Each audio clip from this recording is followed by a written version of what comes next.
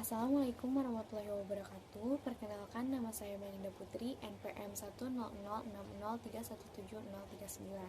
Pada video kali ini, saya akan membahas beberapa materi untuk ujian akhir semester mengenai evaluasi dan aspek mikrobiologi kosmetika, sediaan kosmetik dekoratif, serta deodoran dan antiperspiran.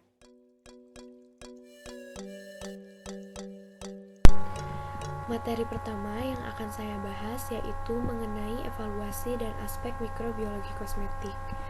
Evaluasi kosmetik yang dapat dilakukan meliputi pengujian terhadap produk kosmetik serta pengujian terhadap stabilitasnya.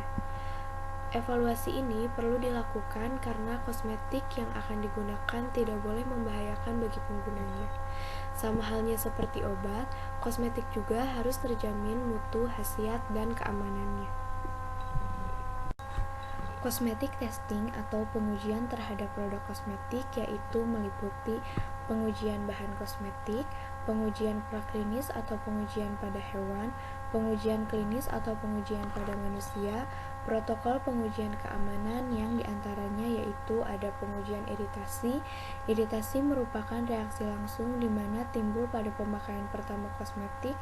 Hal ini dapat terjadi karena salah satu atau lebih bahan yang dikandungnya bersifat iritan. Contohnya, kosmetik yang mengandung merkuri dapat langsung menyebabkan reaksi iritasi. Selanjutnya, pengujian sensitivitas. Pengujian sensitivitas kulit terhadap produk kosmetik dapat dilakukan pada bagian tubuh tertentu demi mengetahui reaksi kulit terhadap produk tersebut. Lalu ada pengujian fototoksisitas. Reaksi negatif muncul setelah kulit yang diberi kosmetik kemudian terkena sinar matahari karena salah satu atau lebih dari bahan kosmetik tersebut bersifat photosensitizer. Selanjutnya, pengujian fotoalergenitas atau fotosensitisasi. Reaksi negatif pada kulit muncul setelah pemakaian kosmetik beberapa kali atau berulang, bahkan kadang-kadang setelah beberapa tahun. Hal ini karena kosmetik tersebut mengandung bahan yang bersifat alergenik bagi penggunanya. Lalu ada pengujian keamanan dalam penggunaan. Paparan sistemik.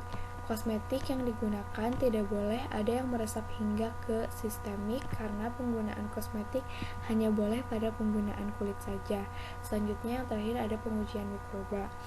Selanjutnya untuk pengujian terhadap kosmetik yang lainnya yaitu ada menentukan klaim produk, diantaranya yaitu menguji klaim pada kemasan dan pada label. Lalu ada program pengujian produk yang meliputi evaluasi sediaan, uji klinis, dan uji keamanan, dan yang terakhir yaitu pengawasan pasca pemasaran. Selanjutnya, stability testing atau pengujian stabilitas pada produk kosmetik, yaitu meliputi yang pertama ada berdasarkan sifat fisika, ditandai dengan adanya perubahan fisik seperti pemucatan warna, timbul bau, dan terbentuknya gas. Yang kedua, berdasarkan sifat kimianya, yaitu dapat dipengaruhi oleh pH, suhu, dan terjadi reaksi kimia yang dapat menurunkan konsentrasi zat seperti hidrolisis, oksidasi, dan fotolisis.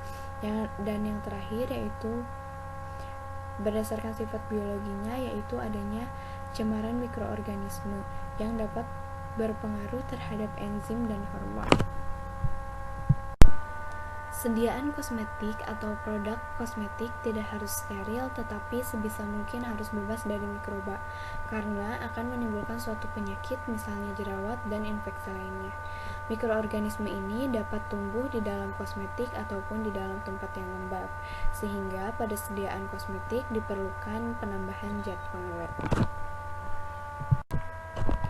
Pengawet adalah zat yang dapat menghambat pertumbuhan mikroorganisme pada suatu media yang umumnya berupa air untuk menjamin produk tidak terkontaminasi atau terdekomposisi oleh mikroorganisme. Selanjutnya yaitu mengenai aspek mikrobiologi. Data-data mengenai aspek mikrobiologi dari produk kosmetika dapat dilengkapi melalui beberapa cara. Yang pertama yaitu metode khasiat pengawet, yang kedua pengujian faktor-faktor yang mempengaruhi kemanjuran pengawet, yang ketiga pertimbangan umum formulasi produk awetan, dan yang terakhir uji kandungan mikroba. Materi kedua yang akan saya bahas yaitu mengenai sediaan kosmetik dekoratif. Kosmetika dekoratif merupakan sediaan yang hanya digunakan pada permukaan, tidak boleh menembus kulit, yang bertujuan untuk merias atau menutup kekurangan pada kulit, rambut, atau kuku sehingga menghasilkan penampilan yang menarik serta meningkatkan efek psikologis. Berikut adalah contoh-contoh kosmetik dekoratif. Yang pertama, ada contoh kosmetik dekoratif yang biasa digunakan pada rambut, yaitu cat rambut. Cat rambut dapat merubah warna asli rambut yang kita miliki dengan tujuan untuk memperindah rambut atau untuk menutupi kekurangan, misalnya untuk menutupi uban. Selanjutnya, contoh kosmetik dekoratif pada wajah ada alas bedak atau foundation yang mempunyai fungsi untuk menyamarkan warna kulit yang pucat dan bayangan gelap di seputar mata. Alas bedak juga dapat digunakan untuk membuat shape atau dimensi wajah sehingga riasan wajah menjadi lebih sempurna. Contoh lainnya ada bedak. Bedak ini mempunyai kemampuan untuk menutupi cacat-cacat kulit secara sempurna, melekat dengan baik pada kulit, melicinkan kulit, memiliki daya serap yang tinggi, dan mampu memantulkan sinar ultraviolet. Contoh lainnya juga ada pewarna pipi atau blush on yang bertujuan untuk mengoreksi wajah sehingga wajah tampak lebih cantik, lebih segar, dan berdimensi. Selanjutnya, ada contoh kosmetik dekoratif yang biasa digunakan pada mata, yaitu eyeshadow. Eyeshadow ini bertujuan untuk mengaksentuasikan mata dan membuat putih biji mata sehingga mata tampak cemerlang. Contoh lainnya ada eyeliner yang bertujuan untuk mempertegas bentuk mata dan membuat mata tampak lebih besar. Dan contoh terakhir ada maskara berguna untuk menebalkan, melentikkan, dan membuat bulu mata kelihatan lebih panjang. Selanjutnya contoh kosmetik dekoratif yang biasa digunakan pada kuku yaitu ada cat kuku yang bertujuan untuk menutupi keseluruhan kuku dan lapisan cat kuku ini tidak dapat ditembus oleh udara sehingga dapat bertahan selama berhari-hari. Selanjutnya, saya akan membahas lebih mendalam mengenai kosmetik dekoratif pada kuku, di mana sebelumnya saya akan menjelaskan terlebih dahulu mengenai anatomi kuku. Berikut adalah bagian-bagian pada kuku. Yang pertama ada lunula. Lunula ini merupakan bagian lempeng kuku yang berwarna putih di dekat akar kuku, berbentuk seperti bulan sabit, namun seringkali tertutup oleh kulit. Selanjutnya ada lempeng kuku atau disebut juga dengan nail plate, merupakan bagian tengah kuku yang dikelilingi oleh dinding kuku. Selanjutnya ada dasar kuku. Dasar kuku ini merupakan bagian kulit yang ditutupi oleh kuku. Lalu ada lipatan kuku atau dinding kuku. Lipatan-lipatan ini menutupi bagian pinggir dan bagian atas kuku. Selanjutnya ada akar kuku. Dan yang terakhir ada matriks kuku. Matriks kuku ini merupakan bagian utama dari sel-sel yang membentuk keratin pada lempeng kuku atau nail plate yang berfungsi untuk mendorong pertumbuhan sel-sel baru yang mendorong keluarnya nail plate dan menggantinya dengan keratin yang baru. Berikut adalah beberapa contoh kosmetik dekoratif pada kuku. Ada manicure pedicure, cat kuku atau nail polish, nail hardener, dan penghapus cat kuku. Manicure dan pedicure. Manicure adalah perawatan untuk kuku dan tangan, sedangkan pedicure adalah perawatan untuk kaki. Manicure standar dapat dilakukan di rumah dengan cara memotong, mengikir, dan mengecat kuku. Perawatan manicure ini meliputi merendam kuku dalam cairan sabun yang hangat untuk melunakkan nail plate dan kutikula. Kemudian kuku dipotong, dikikir, dan kutikula didorong ke arah proksimal dengan orange stick dan mengoleskan base coat atau nail polish dan top coat. Manicure seringkali dilengkapi dengan penghias kuku. Manicure diperlukan untuk merawat kuku, tapi juga merupakan sumber masalah dermatologi apabila tidak tepat. Perendaman tangan dengan air sabun dapat menyebabkan dermatitis kontak iritan periungual pada individu yang mempunyai predisposisi hand eczema. Efek samping lain yaitu ingrowing nail yang disebabkan oleh pemotongan pada bagian sudut kuku. Pemotongan kutikula dapat menyebabkan paronychia, baseline, onychomycosis, dan onychodystrophy. Sterilisasi alat atau pemisah jari-jari pendorong kutikula dan footbed yang tidak tepat dapat menyebabkan infeksi bakteri, jamur, dan virus, misalnya verruca dan dermatofita. Selanjutnya, cat kuku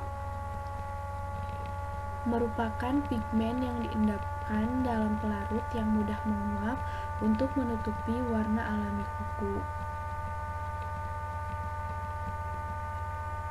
Efek samping yang terjadi pada pemakaian cat kuku ini bervariasi. Ada dermatitis kontak alergi atau DKA terhadap cat kuku merupakan efek samping yang sering terjadi. Selanjutnya, nail hardener merupakan cairan modifikasi dari nail polish dengan kandungan formaldehid 1-2% dan ditambah dengan bahan lain seperti keratin, vitamin, kalsium fluorida, natural oil, serabut nilon, dan sutra. Pemakaian nail hardener jangka lama dapat menyebabkan kuku menjadi rapuh, diskolorisasi biru, kemerahan, disertai rasa nyeri. Efek lainnya adalah paronychia, hiperkeratosis subungual, dan kering pada ujung jari. Selanjutnya ada penghapus kuku atau nail cuticle remover yang merupakan cairan yang mengandung pelarut kuat yaitu alkohol, etil asetat, dan butil asetat. Pembersih atau penghapus cat kuku ini berfungsi untuk menghapus cat kuku atau nail polish. Pembahasan selanjutnya yaitu mengenai deodoran dan antiperspiran.